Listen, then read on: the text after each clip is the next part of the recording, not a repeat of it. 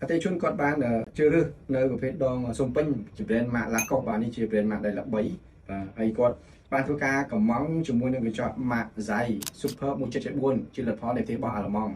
ចំពោះគាត់គឺជាអតិថិជនថ្មីនៃហាមតា Visual Tech ដែលពីមុនមកគឺគាត់ធ្លាប់កាត់កម្មង់កញ្ចក់នៅហាមតាគេផ្សេងមួយទៀតដែលគាត់បានប្រាប់ខ្ញុំថាគាត់ពាក់ទៅគឺអត់ស្រួល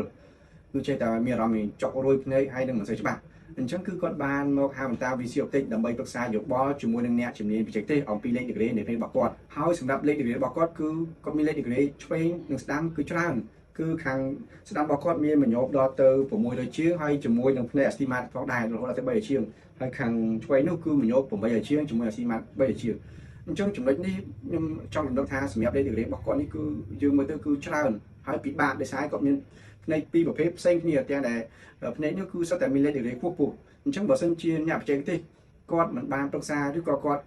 ខ្វះនៅចំណេះជំនាញណាមួយអំពីសមត្ថភាពនៃខាងអ្នកបច្ចេកទេសនេះវាអាចធ្វើឲ្យគាត់កាត់ហើយគឺប្រើប្រាស់អត់ស្រួលជាមួយនឹងកញ្ចក់ Mark Zai High Index 1774 Superb សម្រាប់កញ្ចក់នេះនៅពេលដែលកាត់ហើយគឺគាត់ទទួលបាននៅកម្រាស់មួយស្ដើងហើយអ្វីដែលពិសេសនេះគឺធ្វើឲ្យគំហួយនៃការមើលរបស់គាត់ទាំងឆ្ងាយនិងជិតគឺទទួលបាននៅផាសុកភាពដល់ការប្រើប្រាស់ហើយអ្វីដែលពិសេសទៀតនោះគឺកញ្ចក់នេះយើងកំងមកគឺតម្រូវការ